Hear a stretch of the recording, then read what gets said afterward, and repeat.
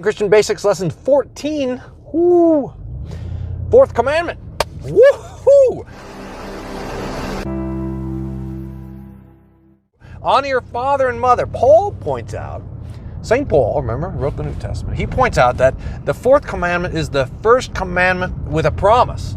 Honor your father and your mother that it may go well with you and you'll live long in the land. Now, this is an amazing thing to think about. Now, you might say, well, look, I know a guy who was obedient to his parents and he died when he was like 30. Does that mean the scriptures aren't valid? Well, no. Of course, there's tragedy. There's things that happen seemingly out of order and all this sort of stuff. But the basic idea here is that when there's obedience to parents, things go well.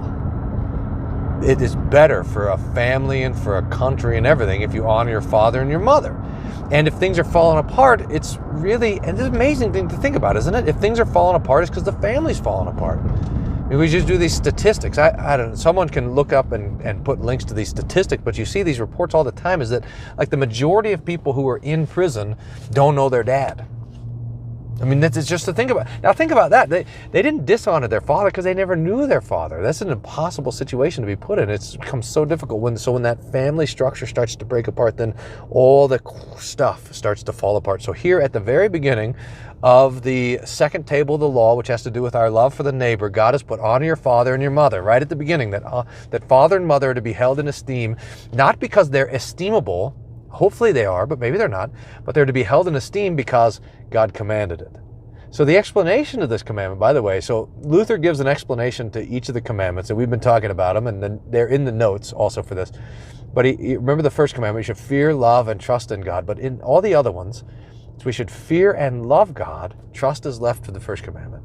And the rest are we should fear and love God, so that we do not, and it has what we shouldn't do, but we do, and here's what we should do. That's the pattern all the way through, except for the sixth commandment. We'll talk about it when we get there. But here Luther says we should fear and love God so that we do not despise our parents and other authorities, but hold them sacred and gladly. Wait. Sorry. I was mixing up the third commandment and the fourth commandment. We should fear and love God so that we do not despise our parents and other authorities, but honor them, serve and obey them, love and cherish them.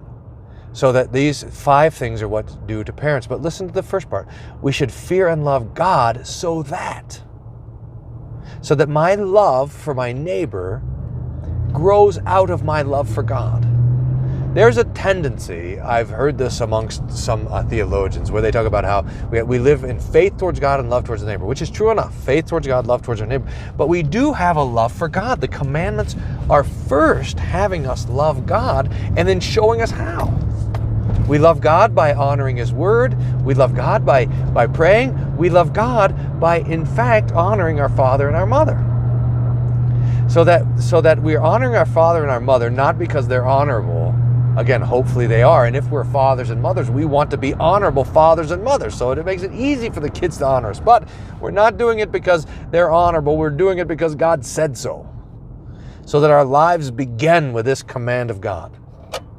Now, I also want to point out that in that explanation from Luther, the reason I mixed up the third commandment and the fourth commandment is because both start with the same word. This is amazing to think about. The third commandment, remember the Sabbath day by keeping it holy, means that we should fear and love God so that we do not despise preaching in God's word. The fourth commandment, honor your father and mother. We should fear and love God so that we do not despise our parents and other authorities. So that as we begin to keep this commandment, it's not merely an external honoring of our father and our mother, like mom and dad say, go clean the room, and we, all right. And we do what they say externally, but we have no love and affection and cherishing for them in our own hearts. That is still breaking the fourth commandment. Just like going to church but hating it the whole time is breaking the third commandment. It's not enough. The commandments press all the way down from our outside to the things we do, to the things that we say, to the things that we think, to the things that we want. The commandments are essentially shaping our whole selves. And here it is that we're shaped up to honor our parents and other authorities. Now, what are those other authorities? Well, there's civil authorities.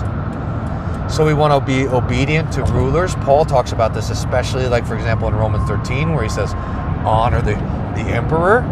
God doesn't give the sword in vain, so we honor temporal authorities, and that would include people who are elected and things like this. Also, we want to honor, like if we're students, we want to honor our teachers, and this sort of thing. So there's a structure of authority in the church, in the world, in the civil authority, and also in the family that we want to live under that.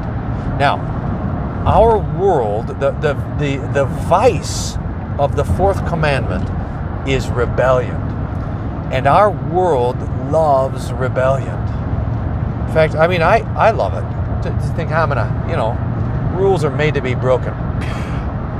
This kind of thing.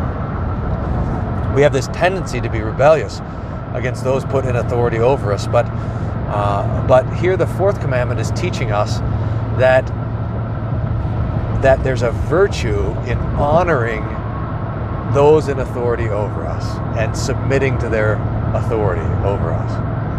Now, how this looks in various different situations where that's abused and where those in authority are dangerous or not helpful or whatever, that's something to be fleshed out, hopefully, in conversation with your pastor. But we want to have this basic idea, is that the Lord sets us in this world to be obedient to the authorities that we have, including honoring our father and our mother. Now, one more thing to say about the fourth commandment. Again, I'll refer to Luther in the Large Catechism. And if you don't have a copy of the Large Catechism, oh man, you should print that in gold, but you can download it for free. If you go to wolfmueller.co and search Large Catechism, and it'll come up and you just download it for free, or you can buy it for like $5.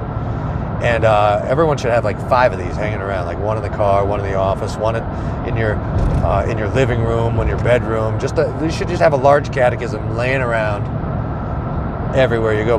So it's brilliant. But one of the things that Luther points out on the fourth commandment is that all authority extends or is an outgrowth of the authority of father and mother.